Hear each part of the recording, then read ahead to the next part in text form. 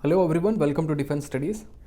अभी हम बात करने वाले एक बहुत ही ज़्यादा इंपॉर्टेंट डेवलपमेंट के बारे में regarding the Jammu and Kashmir, that is the delimitation commission. उन्होंने एक ड्राफ्ट रिपोर्ट आपके सामने पेश की है। उसमें उन्होंने बोला है कि जम्मू एंड कश्मीर को 7 नहीं 7 न्यू कॉन्स्टिट्यूंसी उनको दी जाएगी। 6 जो कॉन्स्टिट्यूंसी है वो सिर्फ जम्मू रीजन को, पहले जम्मू रीजन के पास 37 सीट्स थी, अब 43 हो जाएंगी। और एक सीट जो किसको मिलेगी वो है कश्मीर को, उनके पास 46 थी, अब 47 हो जाएगी। और कुछ पहली बार S T and S Cs जो scheduled tribes and scheduled caste, उनके लिए भी रिजर्व सीट का प्रावधान किया गया है। तो एसटी के लिए 9 सीट्स एंड एससी के लिए 7 seats and the Pakistan occupied Kashmir उनके लिए 24 सीट्स, ठीक है, रिजर्व रहेंगी।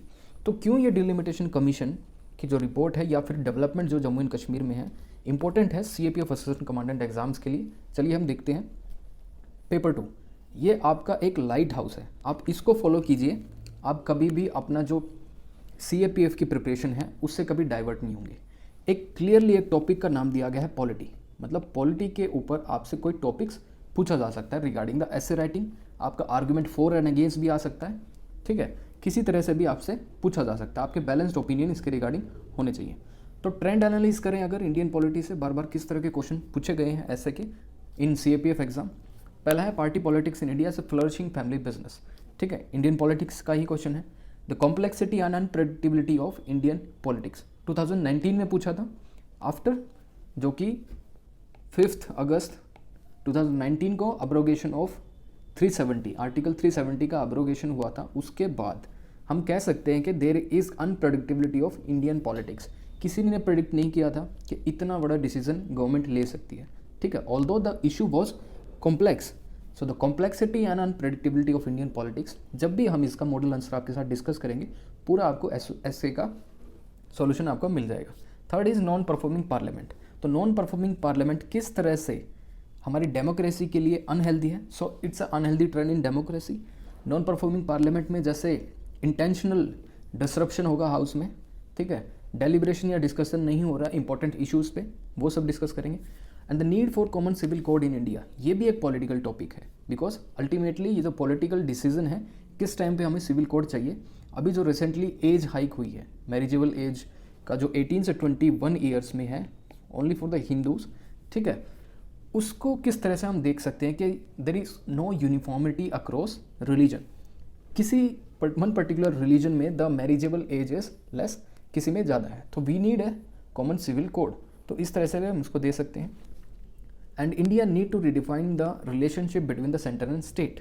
तो सेंट्रल स्टेट्स में किस तरह के इश्यूज़ हैं, जैसे उत्तराखंड या फिर कर्नाटका में हमने देखा है समटाइम प्रेसिडेंट रूल जो कि वहाँ पे लगा दिया जाता है without informing the state government, उससे क्या क्या रेपरकशन होते हैं, कोऑपरेटिव फेडरलिज्म किस तरह डिस्ट्रॉय हो रहा है, ठीक है। उसके बाद role of governor in Indian politics, governor का रोल कितना ज़्यादा इंपॉर्टेंट है, इससे आप एक्सपेक्ट भी कर सकते हैं, आपसे रोल ऑफ स्पीकर भी पूछा जा सकता है। 7th is inter state water dispute in India, ये भी एक पॉलिटिकल इशू है क्योंकि कुछ स्टेट में after supreme court, honourable supreme court ने डिसीजन जो लिया है, जैसे पंजाब और हरियाणा की बात करूँ, Satluj Yamuna canal, supreme court की गाइडलाइंस या फिर वर्डिक्ट भी वो नहीं मान रहे, इट्स अ पॉलिटिकल डिसीजन। तो चलिए शुरू करते हैं। डिलिमिटेशन कमीशन के मेंबर्स कौन हैं, इनकी कॉम्पोजिशन क्या है, आपके पेपर 2 में आ सकता है, सीडीएस या फिर सीएपीएफ एग्जाम्स में।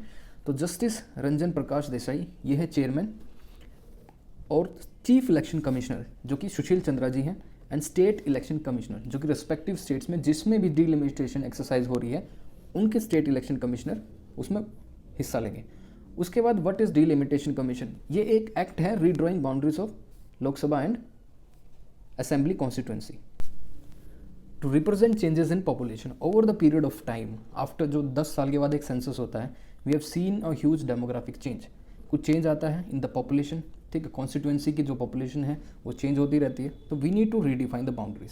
तो बाउंड्रीज की रीडिफाइनेशन या फिर नंबर ऑफ सीट इंक्रीज करनी है डिक्रीज करनी है डिपेंडिंग अपॉन द सेंसस।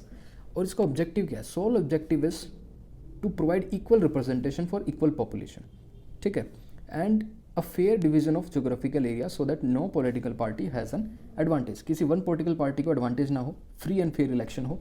उसके बाद कॉन्स्टिट्यूशन प्रोविजन की बात करूँ तो आर्टिकल 82 के under central this delimitation commission है जो कि पार्लियामेंट एनेक्ट करता है थ्रू एंड डिलिमिटेशन एक्ट। 170 के under its provide for the state to get divided into territorial constituency, ये स्टेट्स के डिवीजन के बारे में है। और डीलिमिटेशन कमीशन का अपॉइंटमेंट प्रेसिडेंट ऑफ इंडिया करता है in collaboration with election commission of India. Plus अगर मैं इनका ये देखूँ कंपोजिशन क्या है, हमने डिस्कस किया है कि chief election commissioner plus retired supreme court जज और the respective state election commissioner. Its function is to determine the number boundaries, function के बारे में बात हो गई है। और हाई पावर्ड कमेटी है जो भी इनका डिसीजन होगा in the end it can not be challenge in the court of law, तो कोर्ट ऑफ लॉ में चैलेंज नहीं हो सकता, इट्स अ सुप्रीम बॉडी। उसके बाद डीलिमिटेशन कमीशन 4 बार बनी है, 52 में, 1963 में, 73 में और 2002 में। उसके बाद अगर हम देखें हिस्ट्री क्या है डीलिमिटेशन कमीशन की, फर्स्ट टाइम 1951 में एक एक्सरसाइज हुई थी डीलिमिटेशन, जबकि इसमें कोई इंडिपेंडेंट बॉडी नहीं थी, ये सिर्फ प्रेसिडेंट ने ही उस टाइम पे कराई थी। उसके बाद फर्स्ट डीलिमिटेशन एक्ट हुआ 1952, उसके बाद delimitation this commission started working.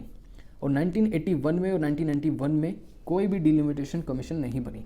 उसके बाद डीलिमिटेशन कमीशन को कौन बनाता है, प्रेसिडेंट, और ये किसके साथ, इलेक्शन कमीशन ऑफ इंडिया के साथ कोलैबोरेट करके काम करती है। स्ट्रक्चर ऑफ कमीशन अगर देखें तो रिटायर्ड सुप्रीम कोर्ट जज है या फिर chief election commissioner plus respective state election commissioner. Function की अगर बात करें, identify seats for SC and STs wherever their population is large. Power these orders came into force on the date of specified by the President of India. तो directly जो भी इनकी powers है delimitation act में mentioned है। और challenges क्या है, व्हाट आर द चैलेंजेस आप यहाँ से पढ़ लीजिए। उसके बाद हम देखते हैं that is the current development, जो जम्मू एंड कश्मीर में करंट डेवलपमेंट है, दैट इज़ डीलिमिटेशन कमीशन ने प्रपोज किया है 6 additional seats for Jammu, 1 for Kashmir. तो इसके बाद जो वहाँ के लोकल पॉलिटिकल लीडर्स हैं उन्होंने बोला है इट्स अ डिवाइसिव, उनको ये पर्टिकुलर रिपोर्ट की जो आउटकम है वो बिल्कुल ही पसंद नहीं आया। उन्होंने बोला इट्स अ डिवाइसिव, जो जम्मू एंड कश्मीर के पीपल हैं इससे सफ़र करेंगे because more of the seat is given to the Jammu region. ठीक है, कश्मीर रीजन को सिर्फ एक नई सीट मिली है तो उनसे इसे प्रॉब्लम है। लेकिन डीलिमिटेशन ने बोला है the exercise will be fair and transparent रहेगी, किसी भी एक्सटर्नल एजेंसीज का इसमें इंटरफेरेंस नहीं होगा, पॉलिटिकल इंटरफेरेंस नहीं होगा। तो ये है draft paper of delimitation commission. उन्होंने बोला है 6 seats for Jammu and 1 seats for Kashmir. और शेड्यूल ट्राइब्स के लिए सबसे जो इम्पोर्टेंट पॉइंट है, फर्स्ट टाइम शेड्यूल ट्राइब्स इनके लिए प्रपोज की गई है कितनी, शेड्यूल ट्राइब के लिए 9 सीट्स एंड शेड्यूल कास्ट के लिए 7 सीट्स। उसके बाद delimitation in Jammu and Kashmir with the propose addition 90 seats total उन्होंने प्रपोज की है, 43 किस में रहेगी जम्मू में, 47 कश्मीर में। उसके बाद 24 सीट्स जो कि रिजर्व रहेंगी POK के लिए। और जो नई कॉन्स्टिट्यूंसी है उसके नाम है कथुआ, सांबा, राजौरी, रिसाई और डोडा, किश्तवाड़ और कुपवाड़ा, जो कि कश्मीर रीजन में है, जम्मू एंड कश्मीर रीजन में। और in a statement the commission said it has propose carving out an additional constituency in some district to balance, mainly तो उन्होंने बैलेंस करना है, ठीक है, या फिर जोग्राफिकल एरिया में या फिर इनएडुकेट कम्युनिकेशन, जहाँ पे जिस रीजन में इनएडुकेट कम्युनिकेशन नहीं है वहाँ के लोगों को अच्छा रिप्रेजेंटेशन नहीं मिल रहा, तो उनको एक सेपरेट सीट दे दी गई है। और रिगार्डिंग दिस एसे राइटिंग, अगर किसी भी स्टूडेंट्स को CAPF स्टूडेंट्स को एसे राइटिंग में प्रॉब्लम है, जो कि 80 मार्क्स का है, आपका 200 मार्क्स का जो पेपर 2 है उसमें से 80 मार्क्स की आपकी एसे राइटिंग आती है, उसमें आपको एक बहुत ही ज़्यादा होल्ड रखना है, ठीक है। 80 मार्क्स में से you need to get around 45 to 50 marks. अगर आप इतना सारा अच्छी तरह से इसको प्रिपेयर कर सकते हो, आपके इसमें ईजिली आ सकते हैं। तो we have made a playlist जिसमें आप एसे राइटिंग सीख सकते हैं।